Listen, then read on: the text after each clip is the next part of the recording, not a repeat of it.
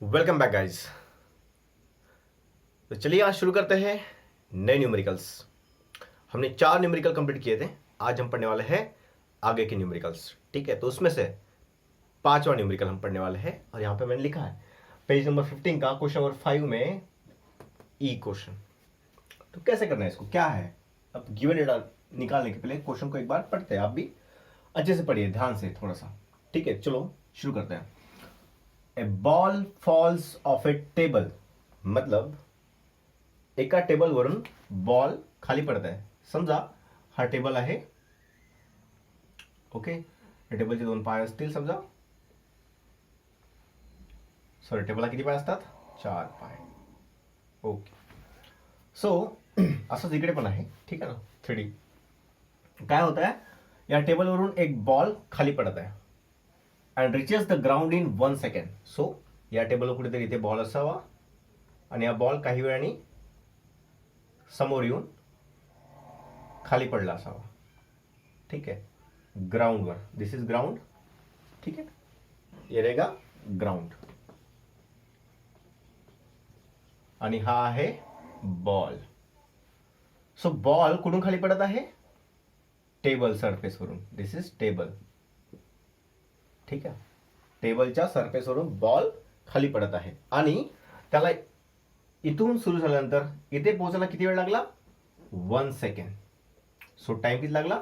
1 second. Assuming small G is equal to 10 metre per second. आणि आपल्याला काय काय देऊन आहे? Small G is equal to 10 metre per second square. आणखी calculate its speed on reaching the ground. Reaching म्हणजे पोहोचल्यावर. ग्राउंडवर पोहोचल्यावर त्या बॉलची स्पीड किती असणार आहे. सो बॉल इथून निघाला, पोहोचेल कधी? जेव्हा इथे टच होईल. सो समजा बॉल इथे टच झालेला. सो इथे वेलॉसिटी किती असेल? सो कोणती वेलॉसिटी आहे ती? Final velocity V. कारण इनिशियल पोझिशन ही असेल, फायनल पोझिशन ही राहील. सो फायनल पोझिशन कोणती velocity? Final velocity. End height of the table. Sir ये क्या सवाल पूछ लिया? ये तो मैथ वाला सवाल है. हाइट ऑफ द टेबल निकालो, लेकिन यहां पे कैसे निकालेंगे? तो देखो, लॉजिक देखो, पूरे ध्यान से सुनना. ठीक है, इधर उधर मत देखना. हेडफोन लगा दो और सुनो. बॉल ज्या पोझिशन वरून पडेल तिथे हा टेबलचा टॉप असेल. ठीक आहे, टेबलचा टॉप. या पोझिशनवरून बॉल खाली पडेल, कुठपर्यंत जाईल? जमिनीपर्यंत. मग टेबल कशावर ठेवलाय? जमिनीवर. जमिनीपासून टॉप किती उंचावर आहे?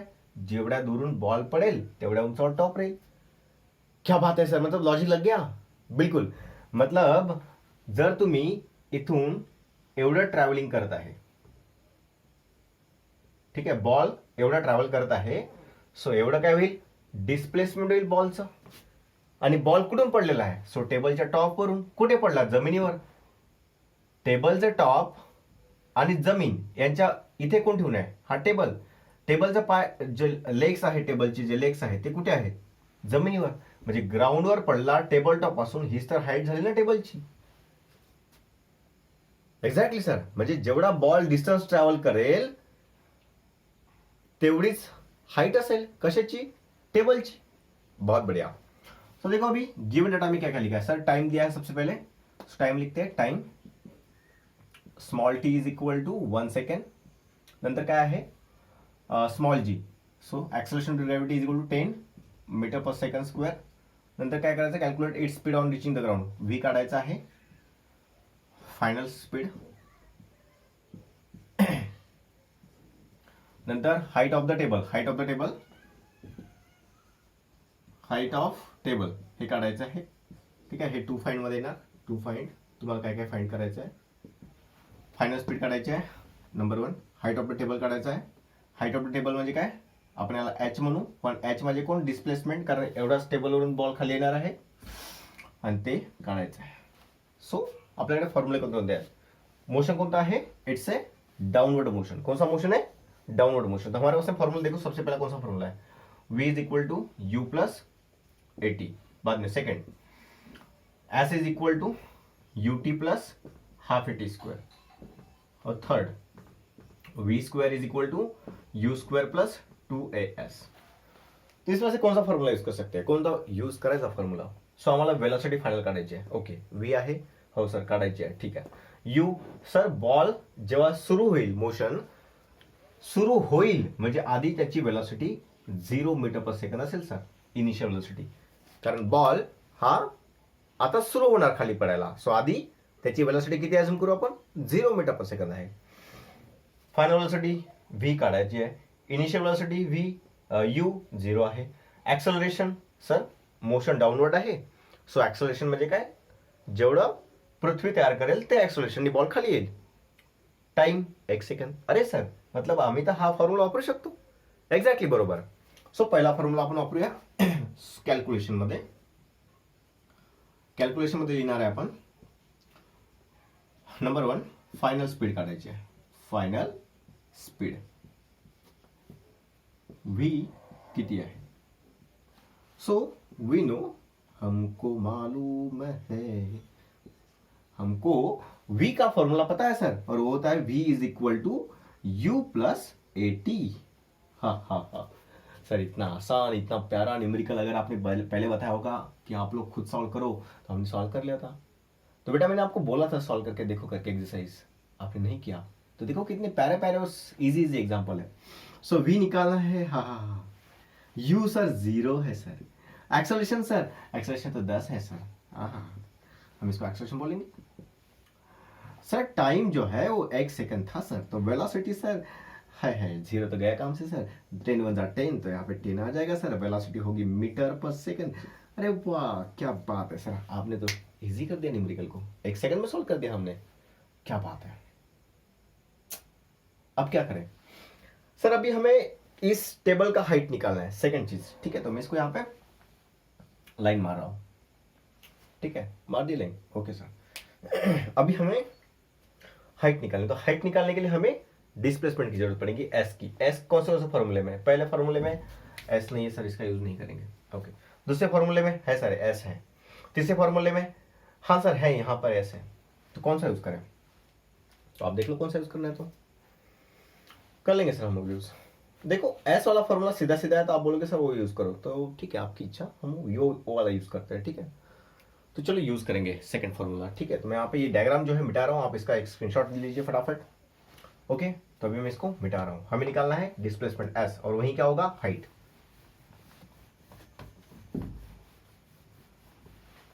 ठीक है, तो चलो यहाँ पे हम गिवन में ये लिख सकते हैं यहाँ पे कि भैया उसकी जो u is equal to 0 metre per second होगा, मतलब इनिशियल वेलोसिटी.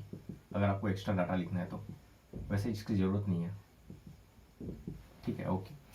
सो हम ये यूज करेंगे. सो सेकंड फाइंड करने के लिए so height of the table, height of table, और वो है h, और उसको हमने बोला s इज इक्वल टू कितना. सो देयरफॉर अगेन हमको मालूम है s is equal to sir ut plus half at square.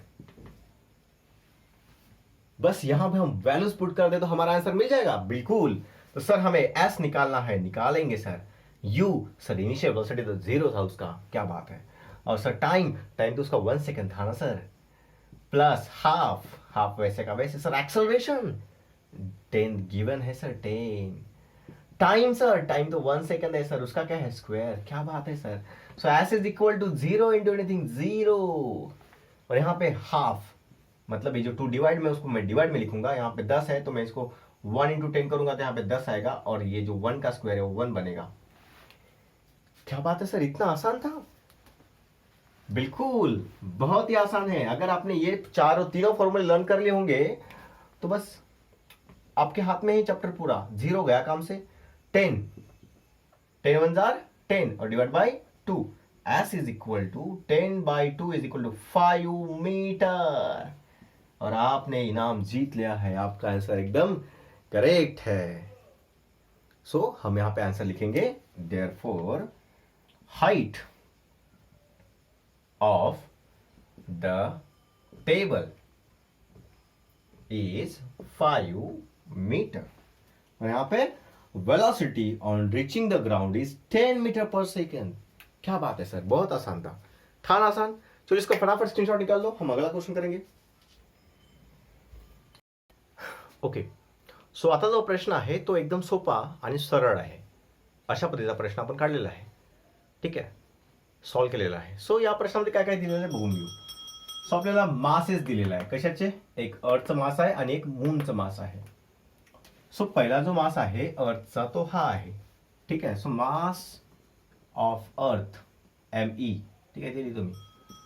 Mass of अर्थ, त्याला काय म्हणायचं आपण? Capital ME. तो किती आहे? 6 × 10⁻24 kilogram. Next, and mass of moon. So mass of moon ते किती आहे? MM is equal to 7.4 10⁻22 kilogram. Distance, so distance D is equal to, distance किती आहे त्यांच्यामध्ये? So distance D is equal to इतना 3.84 10⁻5 किलोमीटर. जर तुम्हाला किलोला हटवायचं आहे तर तुम्हाला 10⁻3 नी मल्टिप्लाय करावं लागेल. Simple. So distance D is equal to 3.84 10⁻5 आणि किलोला हटवायचं असेल कारण आपल्याला मीटरमध्ये पाहिजे म्हणून 10⁻3 मीटर. सो डिस्टन्स D किती बनेल? D इज इक्वल टू 3.84 10⁻, बघा 5 आणि हे 3, सो बनणार 8 मीटर. सो डिस्टन्स मिळालं तुम्हाला मीटरमध्ये. Very good. सो डिस्टन्स मिळाला तुम्हाला. मास ऑफ अर्थ माहिती आहे, मास ऑफ मून माहिती आहे. कॅपिटल G ची गरज पडेल फोर्स निकालण्यासाठी. सो ते असणार आहे 6.67 10⁻11 न्यूटन मीटर स्क्वेअर पर किलोग्राम स्क्वेअर. सिंपल, इससे ज्यादा कुछ नहीं है. अभी सिंपल फोर्स निकालना बाकी है आपको. ठीक है, सो वी नो फॉर्मूला. सो यहां पे लिखता हूं सीधा सीधा. ठीक है, सो अगेन कैलकुलेशन लिखेंगे और हमको मालूम है force is equal to G sir ME mass of moon upon distance square. Sir ये तो हमें पता है सर, बिल्कुल. ठीक है, तो यहां पे अभी पुट करते हैं वैल्यू. ठीक है, तो भैया G का वैल्यू कितना है सर? G का वैल्यू तो हमें मालूम है 6.67 10⁻11. ठीक है ना, कैलकुलेट ग्रेविटेशनल फोर्स. फिर सर मास ऑफ अर्थ कितना है? सो इतना है, तो इतना है 6 × 10⁻24 किलोग्राम. मास ऑफ मून कितना है? सो मास ऑफ मून यहाँ पे 7.4. ठीक है, यहाँ पे आ नहीं रहा, मैं थोड़ा सा इधर लिखता हूँ. फोर्स इज इक्वल टू, देखो G 6.67 10⁻11. मास ऑफ अर्थ 6 × 10⁻24. मास of moon 7.4 10⁻22 upon distance. Distance कितना है? 3.84 10⁻8 किलोग्राम, सॉरी 8 मीटर. सर क्या बात कर रहे हो सर आप, मतलब किलोग्राम कर दिया आपने लेंथ को. तो डिस्टेंस को कोई किलोग्राम में गिनता है सर? तो भैया लेंथ को गिनते हैं मीटर में. ठीक है, तो मैंने देखा सब कुछ अपने अपने जगह पे अपना अपना वैल्यू डाल दिया. आता याच्या समोर एकदम सोपा आहे. काय सर, कॅल्क्युलेशनला सोपं म्हणता तुम्ही. जर तुम्ही प्रॅक्टिस केली तर कॅल्क्युलेशन सुद्धा सोपे होईल. ट्राय तर करा एकदा, स्वतःहून सॉल्व्ह करा, ट्राय तर करा. चला, तुम्हाला माहिती आहे का रट्टा जो मारताना तुम्ही ती चुकीची पद्धत आहे. माझं असं म्हणणं आहे की तुम्ही न्यूमेरिकलला सोडून बघायला पाहिजे. ठीक आहे, सो कॅल्क्युलेशनमध्ये कुठे चुकत आहे तुम्ही नेमकं हे तुम्हाला माहीत पडेल. जोपर्यंत तुम्ही प्रॅक्टिस करणार आहे ना तोपर्यंत काही मिळणार नाही. आणि everyone knows practice makes man improve बेटा, इम्प्रूव. तो चलो इसको सॉल्व करते हैं. अगेन आम्हाला माहिती आहे 6.67 आणि 6 यांचा गुणाकार येतो 40.02. लर्न झालेला आहे, लर्न. ओके सर, पॉवर बघा इथे काय 10चा पॉवर -11, इथे काय 10चा पॉवर, सॉरी इथे काय 10चा पॉवर 24, सो +24, आणि इथे काय 10चा पॉवर +22. सर हा झाला पॉवर लिहिले पॉवर हा राहिला सर 7.4. ओके, लिखतो उसको 7.4 डिवाइड बाय 3.84 चा स्क्वेअर, 3.84 चा स्क्वेअर, आणि इथे येणार 10चा पॉवर 8 आणि त्याचा सुद्धा स्क्वेअर. सो आता कॅल्क्युलेशन फार सोपी झालेलं आहे. ठीक आहे, तुम्ही याचा आणि याचा गुणाकार करा, याचा स्क्वेअर करा 3.84चा, आणि 10चा पॉवर 8चा स्क्वेअर बघा किती येतो ते बघा. मी पॉवरची ॲडजस्टमेंट करतोय, बाकी तुम्हाला करायचं आहे. ठीक आहे, सो इथे बघा 40.02 इंटू 7.4 इंटू 10चा पॉवर बघा, इथे आहे 11, इथे आहे 24, किती होणार 10चा पॉवर, यांची ॲडिशन सबट्रॅक्शन करा, किती येईल बघा. 22 आणि 24 46. ठीक आहे, 46 मधून 10 काढा 36, 36 मधून 1 काढा 35. So greater number sign positive upon 3.84चा स्क्वेअर बघा किती येतो, काढून बघा. 3.84 इंटू 3.84, 4 चूक 16, शीन 6चा 1, 4 8 चूक 32 आणि 1 33 3 हातचे 2, 4 त्रिक 12 12 2 14. ठीक आहे, नंतर 8 चूक 32 32 2 हातचे 3, नंतर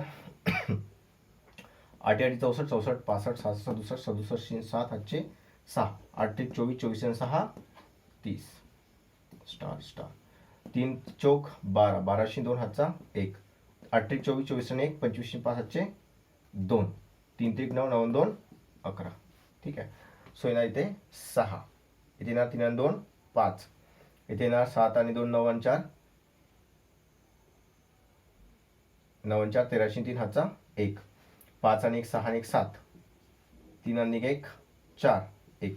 सो आन्सर किती आलेला इथे, यांचा गुणाकार 3.84चा स्क्वेअर किती आहे 147356, 147356. आणि डेसिमल द्या 1 2 3 4, 1 2 3 4 14. ठीक आहे, बरोबर आहे सर. आता आपल्याला ते 2 पॉईंटपर्यंतच ठेवायचे, एवढं नका ठेवू. सो बघा हे 6 आहे, सो 5 पेक्षा मोठा नंबर आहे, सो एक इकडे कॅरी होईल, म्हणजे हा काय बनेल 6 हटून टाकायचा, आणि इकडे बनणार एक कॅरी दिला तर 6. 6 परत 5 पेक्षा मोठा आहे, एक कॅरी द्या, हा हटून जाईल, 6 गायब, आणि 3चा बनणार 4. ठीक आहे, एवढं सोपं केलं आपण. ठीक आहे, आता समोर पॉवर, सो 10चा पॉवर 8 2 16. आता हा पॉवर वर घेऊन जा, वजाबाकी करा. सो तुम्हाला आन्सर किती मिळेल, या फोर्सचा आन्सर मिळेल तुम्हाला, ग्रॅव्हिटेशनल फोर्स जो काढला आपण त्याचा आन्सर मिळेल 2 इंटू 10⁻20 न्यूटन. ठीक आहे, सो याचा आन्सर किती मिळेल,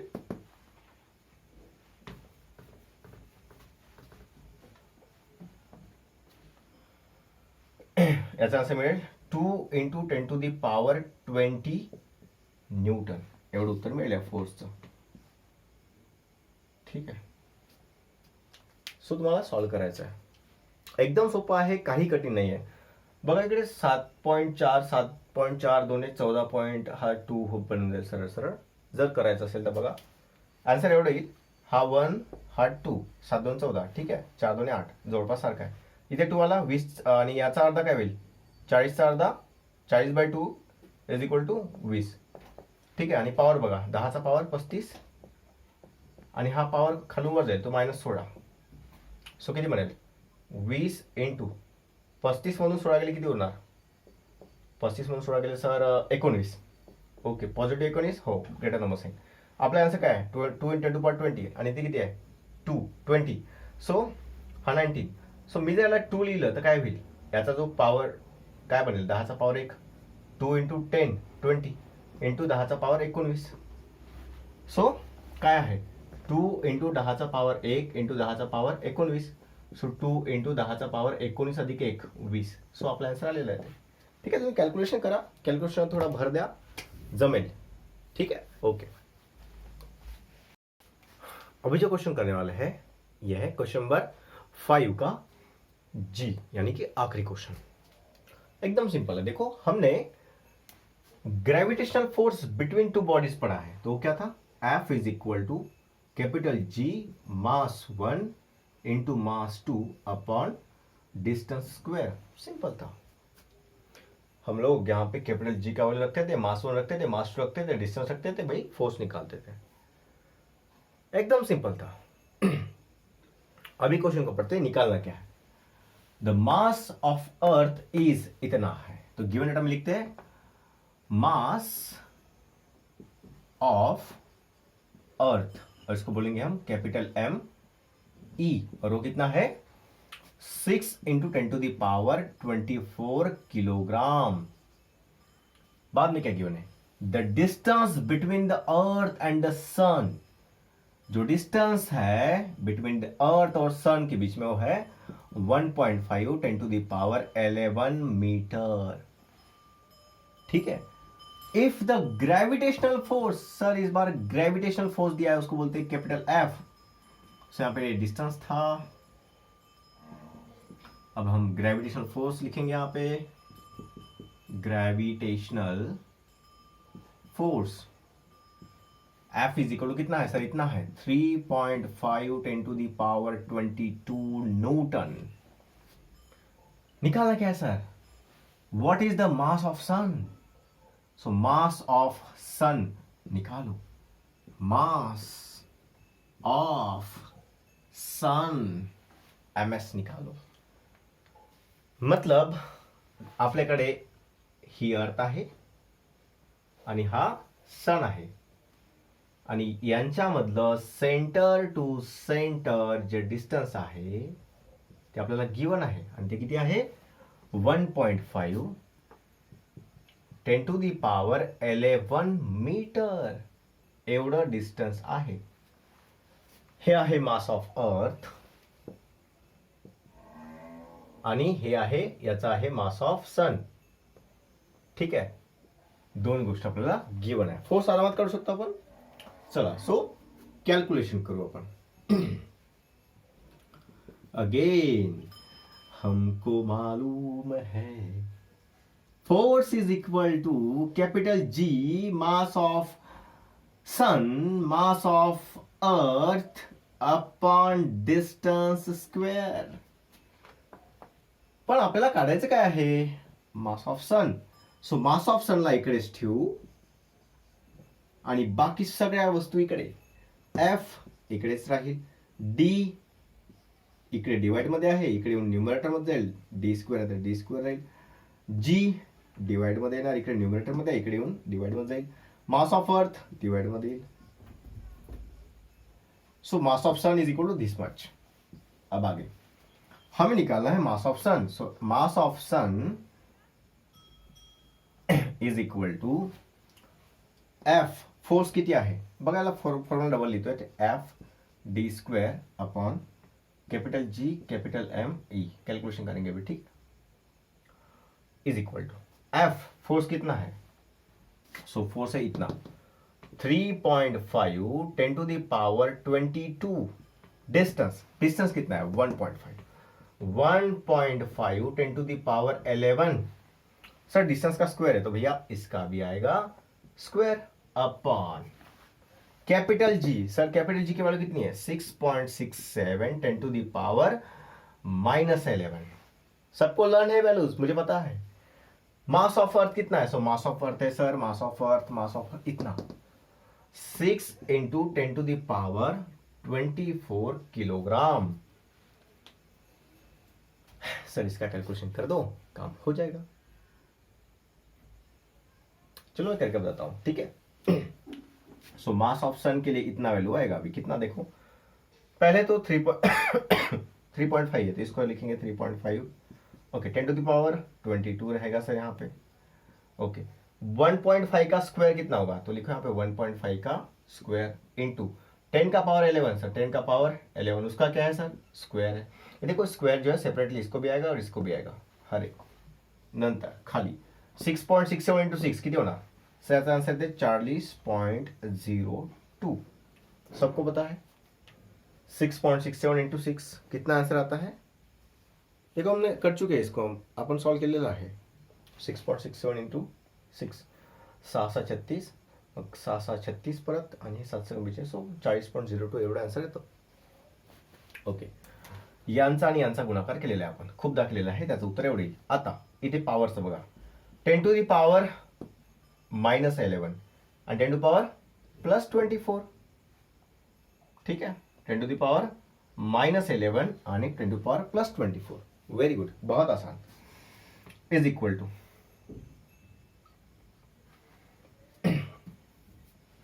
3.5 इंटू 10 टू दी पावर 22। 1.5 चा स्क्वेअर 15 चा स्क्वेअर तो 225 एक डेसिमल 2 डेसिमल, सो इथे येणार 2.25. 1.5चा स्क्वेअर किती येणार 2.25. जर तुम्हाला जमत असेल तर काय करा तुम्ही 15चा स्क्वेअर करा, 225 होणार. 15चा 2 वेळा गुणाकार होतो ना स्क्वेअर मध्ये, म्हणून एक डेसिमल पहिल्या याचा आणि दुसरा डेसिमल दुसऱ्या याचा, सो एक डेसिमल 2 डेसिमल, सो 2.25. 15चा स्क्वेअर किती असतो 225. तसंच 1.5चा स्क्वेअर किती होणार 2.25. 1 2, ठीक आहे. स्क्वेअर मध्ये दोन नंबरचा सेम नंबरचा गुणाकार होतो. ओके सर, याचा काय होणार 10चा पॉवर 11चा 10चा पॉवर 11 जो आहे त्याचा पॉवर 2 आहे, त्याचा गुणाकार होतो सर. ठीक आहे, आपण शिकलेलो आहे बेटा. 11 2 22. अच्छा, इथे काय होणार सर, इथे 40.02 आहे आणि इथे 10 टू पॉवर -11 प्लस 24 आहे, तर 10 टू पॉवर किती होणार 24 - 11 इज इक्वल टू 13. प्लस 13 का सर, कारण ग्रेटर नंबर साईन 24चा साईन 13ला दिला, याचा आन्सर किती 13. ठीक आहे सर, एवढं तर कळलं आम्हाला. Very good. आता थोडंसं याचं कॅल्कुलेशन करून द्या, मग झालं बेटा. इसका कैलकुलेशन आप करो, ठीक है. आप इसका कैलकुलेशन करो और इसका जो आंसर आने वाला है, देखो यहाँ से 13 अगर माइनस हो जाएंगे यहाँ पे, सो यहाँ पे बचेंगे 13 माइनस हो गए तो कितना बचेगा, 13 माइनस हुए तो 7 और 2 9 बचेगा. 9 और 22 और 9 कितना होता है 31, मतलब 30 के आसपास आंसर आएगा पावर में. तो हमारे पास में आंसर रेडीमेड है, तो मैं यहाँ पे लिख रहा हूँ 1.96 10 टू पावर 30. इसका आप कैलकुलेशन कर लेना, 1.96 10 टू द पावर 30 kg. देखो बेटा, मैं आपको पूरा कैलकुलेशन करके दूंगा, कोई प्रॉब्लम नहीं है. ये बहुत इजी कैलकुलेशन है. देखो, याचा आणि याचा गुणाकार करायचा, काही ना काही नंबर येईल, त्याला या नंबरनी डिवाइड करायचं. Very simple. मग हे जे पॉवर वर आहेत, हा 22 आहे, हा परत 22 होणार, 11 22 22 22 44 पॉवर होणार. 44चा हा जर 13 खालून वर गेला तर -13 होणार. 44 - 13 31 राहणार. आपला 30 आलेला आहे, तुम्हाला कळेल ते कसं आलं तर, ठीक आहे. आणि मग यांचा आणि यांचा गुणाकार केला की याला डिवाइड केला, तुम्हाला काहीतरी पॉईंटमध्ये आन्सर येईल. सो 31 जो होता त्यातला 0.196 आन्सर येईल. तर एक पॉवर जो इथे दिला आहे त्याच्यामुळे हा 1.96 बनेल, म्हणून तिथे 30 पॉवर आलेला आहे. एकदा तुम्ही ट्राय करा कॅल्क्युलेशन करून सॉल्व्ह करायचं, जमेल. जमत नाही असं काही नाही आहे, तुम्ही प्रॅक्टिस करा, रोज क्वेश्चन ट्राय करा. बघा, जेवढे पण न्यूमेरिकलचे मी व्हिडिओज बनवून दिलेले तुम्हाला, आय होप सगळे सोप्या भाषेमध्ये आणि खूप हळूहळू शिकवलेले आहेत. तुम्हाला फक्त त्या व्हिडिओजला बघायचं आहे आणि त्या व्हिडिओजवरून क्वेश्चन स्वतःहून ट्राय करायचे आहे. जर तुम्ही क्वेश्चन स्वतःहून ट्राय नाही केले ना, तर प्रॉब्लेम काय सांगू, तुम्हाला समजेल पण सोडवता येणार नाही. तुम्ही मधातच कुठेतरी अटकाल सोडवताना. तुम्हाला जर स्ट्रॉंग बनायचं आहे, तुम्हाला जर काहीतरी एक्झाम क्रॅक करायची आहे, तुम्हाला जर 10वीमध्ये छान मार्क्स घ्यायचे आहे, तुम्हाला जर तुमची इज्जत, घरच्यांची इज्जत बनवायची असेल समाजामध्ये, तर तुम्हाला चांगले मार्क्स घेणं फार गरजेचं आहे. चांगल्या मार्क्स सोबत चांगली अंडरस्टँडिंग पण आली पाहिजे, कॅल्क्युलेशनमध्ये हुशार झाले पाहिजे आणि प्रत्येक गोष्ट समजली पाहिजे. यासाठी तुम्हाला सगळ्यांना गरज आहे प्रॉपर पद्धतीने अभ्यास करण्याची, ठीक है. सो चलिए मिलते हैं अगले सेशन में, और अगला सेशन कहाँ पे होगा, तो लाइव होगा. तब तक के लिए बाय बाय.